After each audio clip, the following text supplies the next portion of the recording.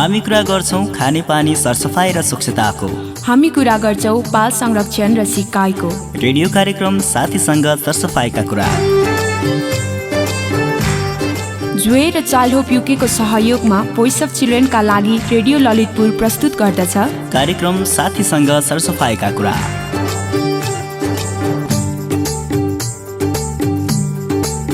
नमस्कार, कार्यक्रम साथीसँग सरसफाइका कुरामा तपाईलाई स्वागत गर्छौं। म बलराम अनि म काजोल। तपाईले कार्यक्रम साथीसँग सरसफाइका कुरा प्रत्येक शनिबार बिहान 7:30 बजे मेरो एफएम 93.3 मेगाहर्जमा र सप्तकोशी एफएम 90 मेगाहर्जमा सुन्न सक्नुहुन्छ। यस्तै हाम्रो फेसबुक आइडी साथीसँग सरसफाइका कुरा र युट्युबमा पनि यो कार्यक्रम सुन्न सक्नुहुन्छ। रेडियो कार्यक्रम साथीसँग सरसफाइका कुरामा हामीले मुख्य गरी बाल संरक्षण र शिक्षाका लागि खानेपानी सरसफाइ र स्वच्छताको महत्त्व, खानेपानी सरसफाइ र स्वच्छताको अभावमा हाम्रो सिकाइ प्रक्रियामा परिरहेको नकारात्मक प्रभाव र त्यसको अन्तका लागि गर्नुपर्ने प्रयासबारे चर्चा गर्छौं। आजको कार्यक्रममा हामीले विद्यालयलाई पूर्ण सरसफाइयुक्त बनाउने सन्दर्भमा रहेका चुनौती र त्यसको समाधानबारे छलफल गर्नेछौं। हामी सँगै रहनुहोला। कार्यक्रम सुनेर हामीलाई विभिन्न ठाउँबाट साथीहरूले प्रतिक्रिया र सुझाव पठाइरहनु भएको छ। प्रतिक्रिया र सुझावका लागि यहाँहरू सबैलाई हार्दिक धन्यवाद। तपाईहरूको प्रतिक्रिया र सुझावले नै हामीलाई यो कार्यक्रम अझै राम्रो बनाउन सहयोग पुग्छ। त्यसैले हामी निरन्तर तपाईको प्रतिक्रिया र सुझाव चाहन्छौं। के छ बलराम खबर? कोरोना विरुद्ध खोप त लगायौ नि? लगाए। कहाँ नि? स्कुलमा। ए भनेपछि साथीहरूसँग पनि भेट भयो? भेट त भयो, तर खासै कुरा गर्नै पाइन। अनि स्कुलमा सबै ठिक छ त? ठिक छ, किन?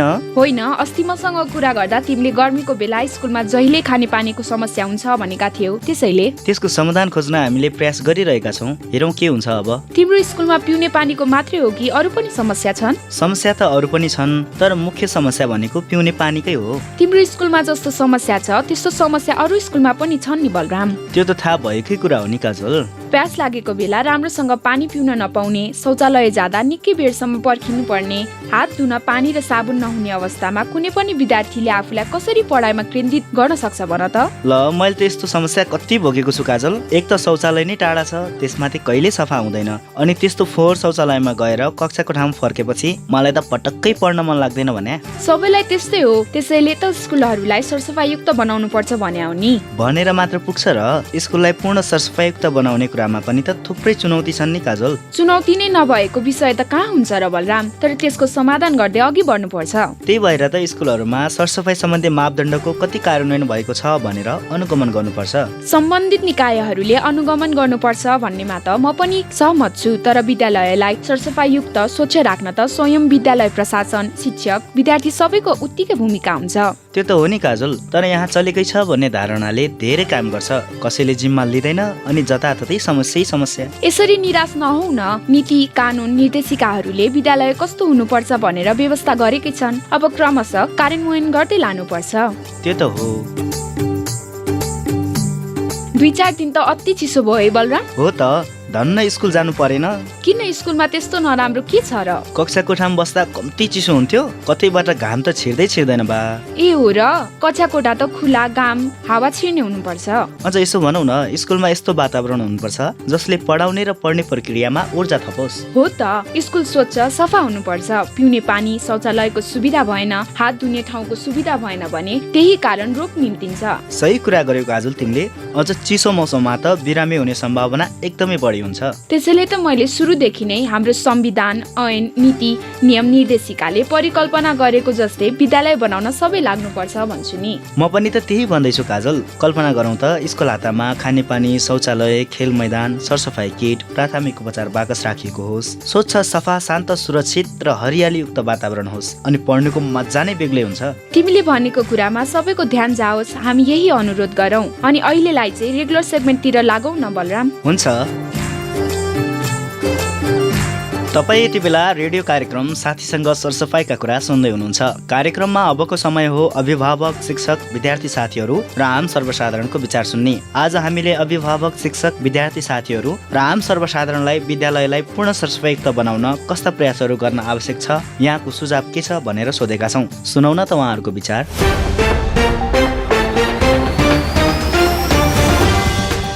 मेरो नाम मानसिंह तामाङ हो। म स्वयम्भूबाट बोल्दैछु।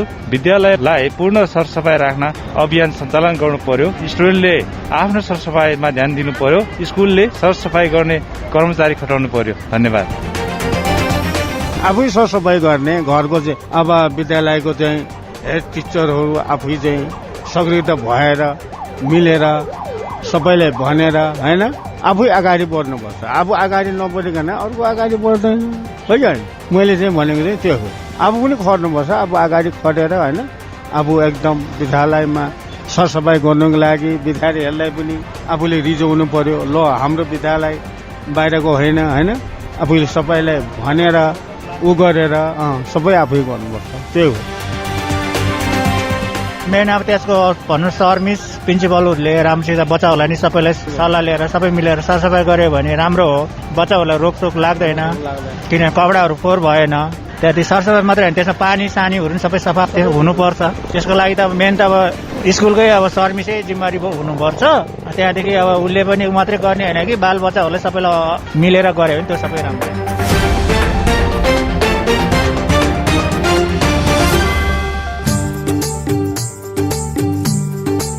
भर्खरै हामीले अभिभावक, शिक्षक, विद्यार्थी साथीहरू र आम सर्वसाधारणको विचार सुन्यौं। उहाँहरूको भनाइबाट विद्यालयलाई स्वच्छ र मैत्रीपूर्ण बनाउन सबै पक्षबीच सहकार्य आवश्यक छ।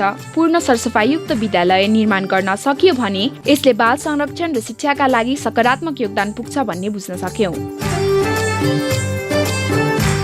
काजल, विद्यालयमा विद्यमान खानेपानी र सरसफाइका सुविधा, स्वच्छता अभ्यासको अवस्थाबारे एकपटक समीक्षा गर्नुपर्छ जस्तो लाग्छ मलाई त। किन भन त? अहिलेसम्मको अवस्थाको समीक्षा गरिएन भने आउने दिनमा जतिसुकै नीति बनाए पनि अवस्था उस्तै हो भन्ने हुन्छ। तिमीले ठिक भन्यौ। फेरि नीतिगत व्यवस्थाको कार्यान्वयन गर्नु सबैको दायित्व पनि त हो। तर अहिले पनि सामुदायिक विद्यालयमा खानेपानी र शौचालयको सहज उपलब्धता छैन। सरसफाई र स्वच्छताका अरू मापदण्डको अवस्था त झन् के होला। हो त, त्यसैले त म भन्दैछु नि, नीति बनाएर मात्र पुग्दैन, त्यसको कार्यान्वयनका लागि संयन्त्र बनाउनु पर्छ, अनुगमन गर्नुपर्छ। सबै विद्यालयहरूमा आधारभूत खानेपानी, सरसफाई र स्वच्छताको प्रावधान हुनुपर्ने गरी सूचकाङ्क तोकिएको अवस्थामा यसमा प्रभावकारी ढङ्गले काम गर्नै पर्ने हुन्छ। आशा गरौँ। आशा होइन, विश्वास गरौँ भन न। ल विश्वास नै गरौँ। अहिले चाहिँ मेरो रिपोर्ट सुनाऊ।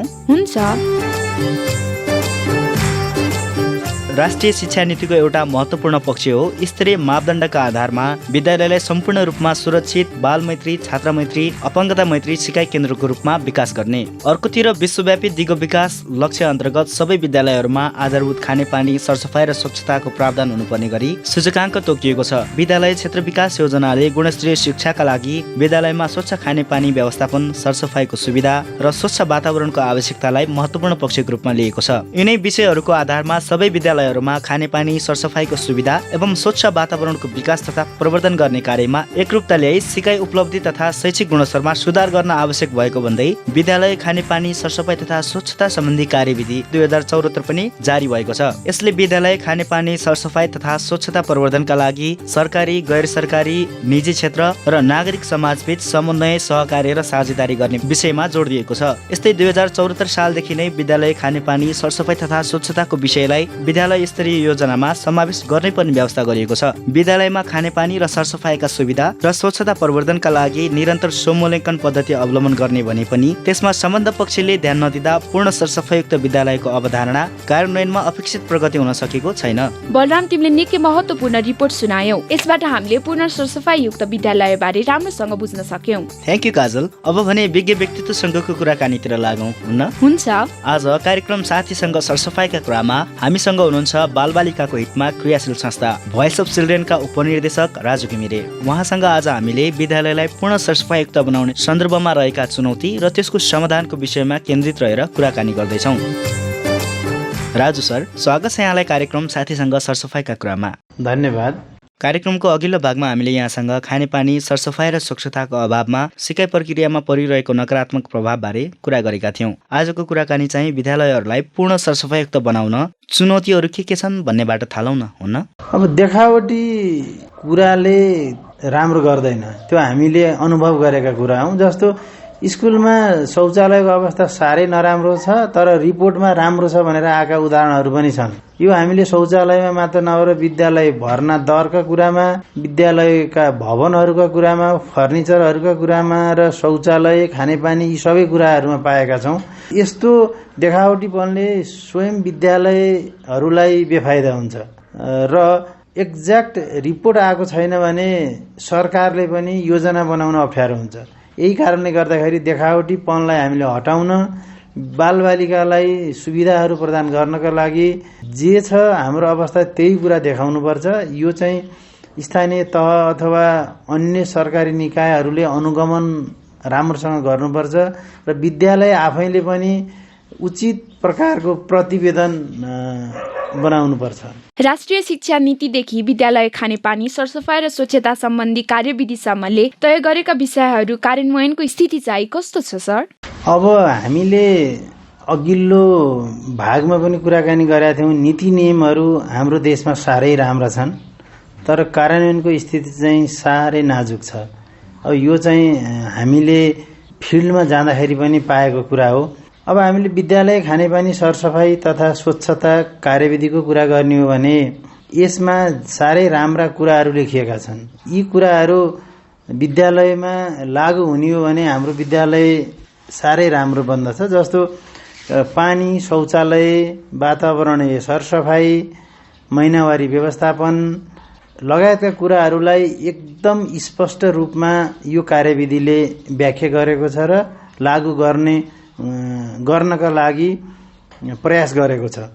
अब यसमा हेर्ने हो भने विभिन्न सूचकहरू छन्, जस्तो 3 वटा तारा भयो भने उत्कृष्ट, 2 वटा तारा हुँदा मध्यम र 1 वटा तारा भयो भने सुधार उन्मुख विद्यालयमा पर्छ भन्ने छ विभिन्न सूचकहरूका आधारमा।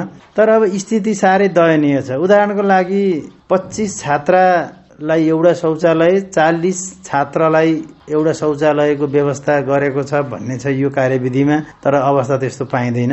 यो कार्यविधि अनुसार महिनावारी स्वच्छता व्यवस्थापनका लागि छात्रहरूलाई छुट्टै शौचालयको व्यवस्था बनेको छ। धेरै विद्यालयमा यो सुविधा पाइँदैन। त्यही भएर हामीले विद्यालय खानेपानी सरसफाई तथा स्वच्छता सम्बन्धी कार्यविधिको कुरा गर्ने हो भने पूर्ण रूपमा यो लागू भएको पाइँदैन। विद्यालयका शिक्षकहरूसँग यो विषयमा छलफल गर्यौं भने हामी यो कार्यविधि पनि छ र भन्ने कुरा समेत हामीले भेटेका छौं। समग्रमा भनियो भने विद्यालय खानेपानी सरसफाई तथा स्वच्छता सम्बन्धी कार्यविधि लागू हुने हो भने हाम्रो विद्यालय साह्रै राम्रो हुन्छ, तर अवस्था चाहिँ नाजुक पाएका छौं हामीले। सर, अहिले स्थानीय तहहरूलाई नै विद्यालयको पनि जिम्मेवारी दिएको छ। विद्यालय खानेपानी सरसफाई तथा स्वच्छता सम्बन्धमा स्थानीय तहहरूले चाहिँ कति गम्भीरतापूर्वक काम गरिरहेको पाउनुहुन्छ?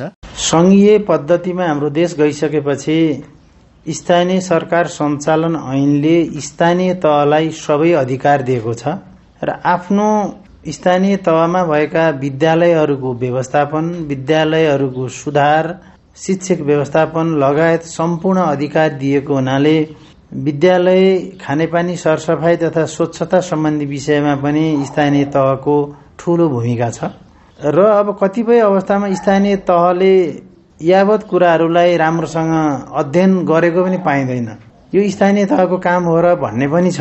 हामीले त्यस्ता कुराहरू पाएका छौं र अब खास गरी भन्यो भने बजेटको अभावमा र प्राविधिक कर्मचारीहरूको अभावमा विद्यालयमा खानेपानी सरसफाई स्वच्छता सम्बन्धी कार्य गर्नका लागि स्थानीय तहहरूलाई अप्ठ्यारो परेको छ र हामीले काम गर्ने सवालमा धेरै स्थानीय तहहरूले गम्भीरतापूर्वक लिएका पनि छन् यी विषयहरूलाई। तर कतिपय स्थानीय तहहरूले यो चलिहाल्छ नि, यो बालबालिका पढ्ने ठाउँ होस्, धेरै लगानी गर्नु पर्दैन, साना साना कुरा हामीले हेर्ने हो र भन्ने प्रकारको कुराहरू पनि हामीले पाएका छौं।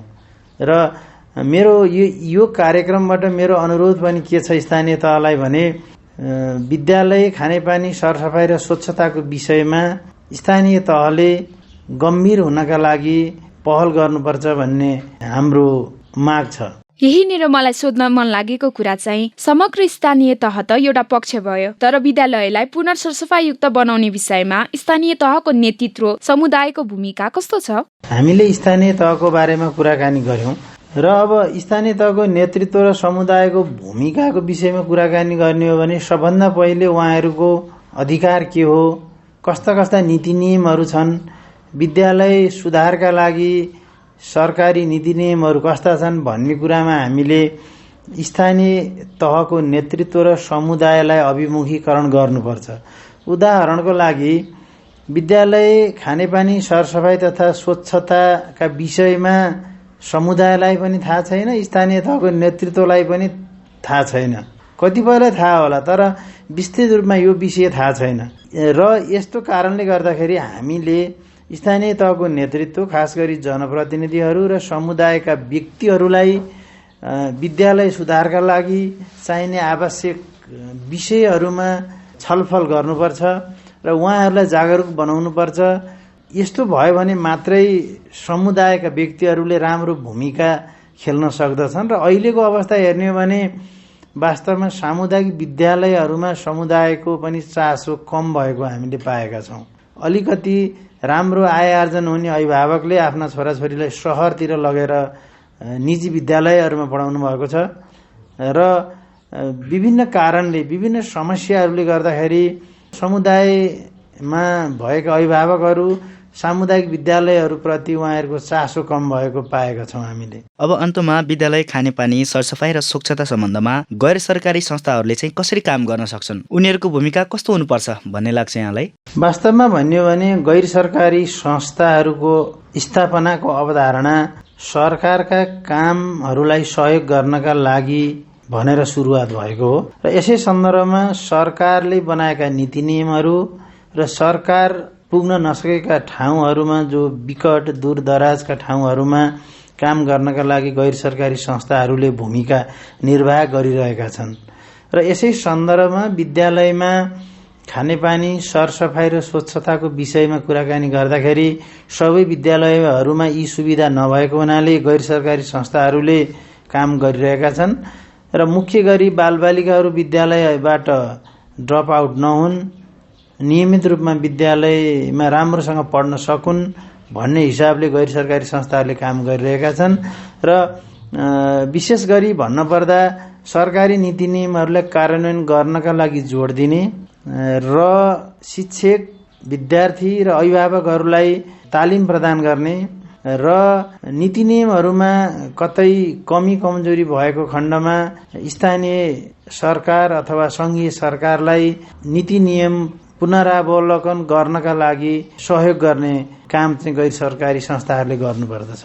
यहाँको महत्त्वपूर्ण समयका लागि हार्दिक धन्यवाद। तपाईलाई पनि धेरै धेरै धन्यवाद। हामीसँग हुनुहुन्थ्यो भोइस अफ चिल्ड्रेनका उपनिर्देशक राजु घिमिरे। उहाँसँग आज हामीले विद्यालयलाई पूर्ण सरसफाइयुक्त बनाउने सन्दर्भमा रहेका चुनौती र त्यसको समाधानको विषयमा केन्द्रित रहेर कुराकानी गर्यौं। कार्यक्रमको अर्को भागमा हामीले उपनिर्देशक घिमिरेसँग भोइस अफ चिल्ड्रेनले अरू विषयका अतिरिक्त विद्यालय खानेपानी सरसफाई र स्वच्छता सम्बन्धमा कसरी काम गरिरहेको छ भन्ने विषयमा केन्द्रित रहेर कुराकानी गर्नेछौँ। हामीलाई सुन्दै रहनुहोला। अनि आजको कुराकानी तपाईँलाई कस्तो लाग्यो हामीलाई प्रतिक्रिया र सुझाव पठाउनुहोला। कार्यक्रम साथीसँग सरसफाइका कुरामा अबको समय हो रेडियो नाटकको। प्रस्तुत छ रेडियो नाटक सेरोफेरो।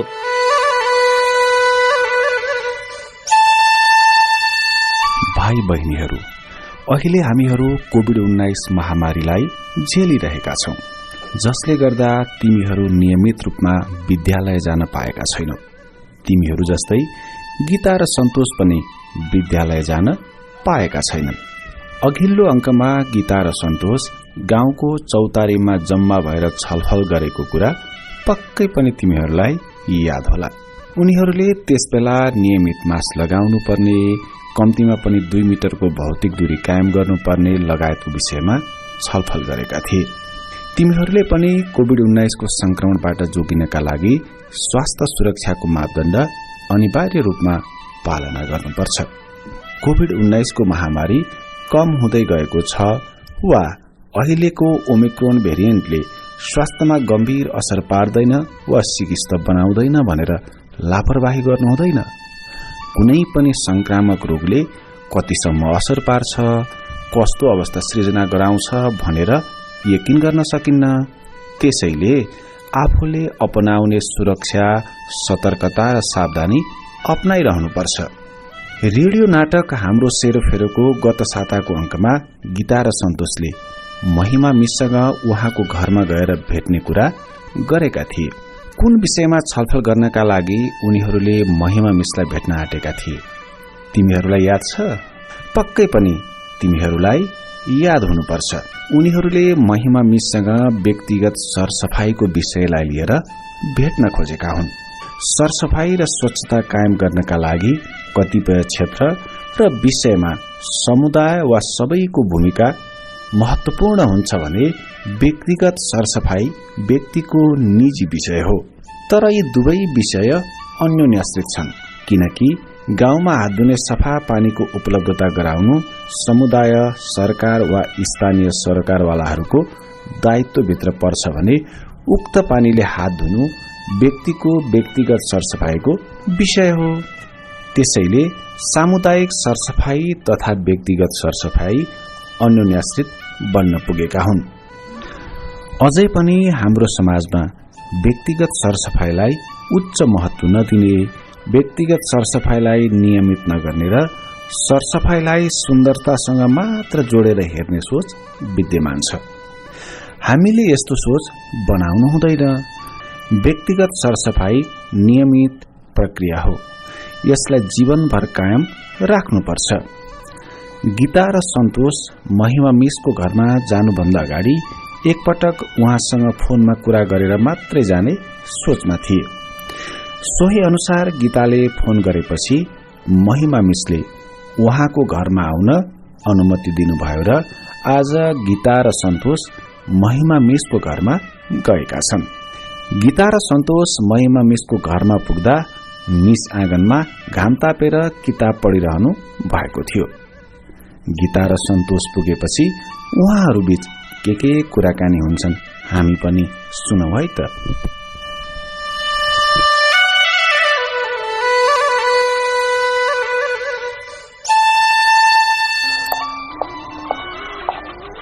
नमस्कार मिस। नमस्कार नमस्कार। हेर न, म त घाम तापेर उपन्यास पढ्दै थिएँ।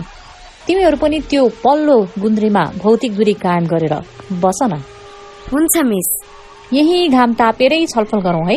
कोभिड-19 को संक्रमणबाट जोगिन हावा आवत जावत हुने ठाउँमा नै बस्नुपर्छ, हुँदैन र? हुन्छ मिस, हुन्छ। यही बसेर छलफल गरौं न। आज तिमीहरूले व्यक्तिगत सरसफाईको विषयमा छलफल गर्न चाहेको होइन त? हो मिस। तिमीहरूको विचारमा व्यक्तिगत सरसफाई भनेको के हो भन त? व्यक्तिगत सरसफाई भनेको घर, परिवार र आफ्नो सरसफाई होइन मिस? अनि गीता, तिमीलाई चाहिँ व्यक्तिगत सरसफाई भनेको के हो जस्तो लाग्छ? मेरो विचारमा पनि व्यक्तिगत सरसफाई भनेको आफ्नो शरीरकै सरसफाई हो मिस। तिमीहरूले ठिकै भन्यौ। व्यक्तिगत अन्तर्गत हात गोडा र मुख धुने, दाँत माझ्ने, कपाल कोर्ने, सफा लुगा लगाउने, जुत्ता वा चप्पल लगाउने, नङ काट्ने तथा सफा गर्ने, नुहाउने, दारी जुङ्गा र कपाल काट्ने वा सफा राख्ने, आँखा नाक कान सफा राख्ने, चर्पीमा दिशा गर्ने र महिनावारी हुँदा महिलाहरूले विशेष सरसफाई गर्ने जस्ता कार्यहरू पर्दछन्। यसरी हेर्दा व्यक्तिगत सरसफाई भनेको व्यक्तिको निजी सरसफाईकै विषय हो। मिस, व्यक्तिगत सरसफाईलाई कुन कुन अवस्थामा बढी ध्यान दिनुपर्छ? व्यक्तिगत सरसफाई त जहिले र जुनसुकै अवस्थामा पनि कायम राख्नुपर्छ, तर सामान्यतया बिहान उठेपछि, राति सुत्नु अघि तथा शहर बजार, अफिस, खेतबारीबाट अन्य काम गरेर आएपछि व्यक्तिगत सरसफाई अनिवार्य रूपमा गर्नुपर्छ। हामीलाई लाग्ने धेरै संक्रमक रोगहरू व्यक्तिगत सरसफाई नगरेकै कारणले लाग्छ है मिस? हो गीता, अधिकांश संक्रामक रोग लाग्नुको पछाडि खानेपानी शुद्ध नहुनु र व्यक्तिगत सरसफाईमा ध्यान नदिनु नै मुख्य कारण हो। व्यक्तिगत सरसफाईमा ध्यान नदिँदा खास गरी बालबालिकालाई आँखा पाक्ने, दाँत किरा लाग्ने समस्या निम्तन सक्छ। त्यस्तै चाया पर्ने, दाद, लुतो, छालाको ढुसी जस्ता समस्या पनि हुन सक्छन्। त्यसैगरी किर्ना, जुका र जुम्रा समेत पर्न सक्छ। तिमीहरूलाई थाहा नै छ, रुगाखोकी, आउँ र झाडा बान्ता र हैजा जस्ता रोगहरू पनि व्यक्तिगत सरसफाईमा ध्यान नदिएकै कारणले पनि लाग्न सक्छ। साँच्चै नै मिस, गर्मी महिनामा लामखुट्टे जस्ता कीटाणुहरूबाट जोगिनका लागि झुल हालेर सुत्नु पनि सरसफाईकै विषय हो भन्ने मैले सुनेकी थिएँ। यो कुरा साँचो हो मिस? हो गीता, लामखुट्टे र भुसुनाले टोक्दा औलो, कालाजार, हात्तीपाइले, इन्सेफ्लाइटिस जस्ता गम्भीर रोगहरू लाग्न सक्छन्। त्यसैले लामखुट्टे, भुसुनाको टोकाइबाट बच्नको लागि झुलको प्रयोग गर्नुपर्छ। झुलको प्रयोग गर्न सम्भव नभएमा लामखुट्टे, भुसुना भगाउने धूपको प्रयोग गर्न सकिन्छ। मिस, व्यक्तिगत सरसफाई अन्तर्गत साबुन पानीले हात धुनु चाहिँ अति महत्वपूर्ण विषय हो है? हो सन्तोष, साबुन पानीले मिची हात धुनुको महत्व कति रहेछ भन्ने कुरा त हामीले कोभिड-19 को महामारीको समयमा नै थाहा पायौं। खास गरी खेतबारीमा काम गर्ने, खानेकुरा तयार गर्ने, पकाउने, खाने काम हातले नै गरिन्छ र अन्य धेरै जसो काम गर्नका लागि हात प्रयोग हुने भएकोले हात फोहोर हुन्छ। फोहोरमा अनेकौं किसिमका रोगका कीटाणुहरू हुन्छन्। यदि हामीले आफ्नो हात राम्रोसँग सफा गरेनौं भने हातबाट नै धेरै प्रकारका रोगहरू लाग्न सक्छन्। त्यसैले हामीले हात धुने कार्यमा धेरै नै ध्यान पुर्याउनुपर्छ। बुझ्यौ? बुझ्यौ मिस। ल, आजलाई छलफल यति नै गरौं, पछि समय मिलाएर छलफल गरौंला। मेरो एकैछिन काम छ है त। हुन्छ मिस।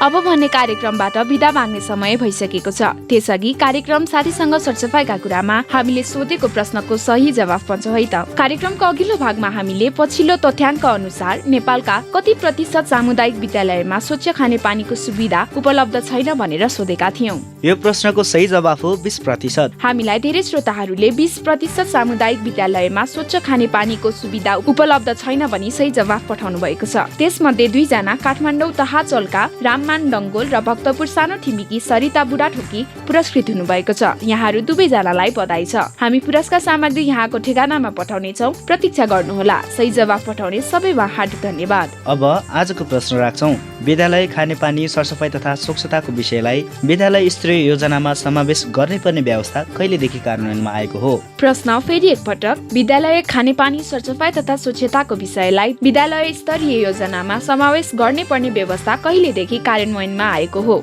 तपाईले यो प्रश्नको जवाफ हाम्रो टेलिफोन नम्बर 0155 48018, मोबाइल नम्बर 9802022822 र हाम्रो इमेल ठेगाना साथीसँग सरसफाई@gmail.com मा हाम्रो फेसबुक पेज साथीसँग सरसफाइका कुरामा पनि पठाउन सक्नुहुनेछ। जवाफ पठाउने ठेगाना फेरि एकपटक। Telephone number 0155 48018, mobile number 9802022822, email ठेगाना साथीसँग सरसफाई@gmail.com र फेसबुक पेज साथीसँग सरसफाइका कुरा। जवाफ पठाउँदा आफ्नो नाम र ठेगाना प्रश्नसँग उल्लेख गर्नुहुन अनुरोध गर्छौं। सही जवाफ पठाउने मध्ये प्रत्येक साता 2 जनालाई हामीले पुरस्कृत गर्नेछौं। यो जानकारी सँगै आजलाई कार्यक्रम साथीसँग सरसफाइका कुराबाट प्राविधिक दाजु भूमिराज श्रेष्ठको साथमा म काजोल अनि म बलराम बिदा माग्छौं। नमस्कार।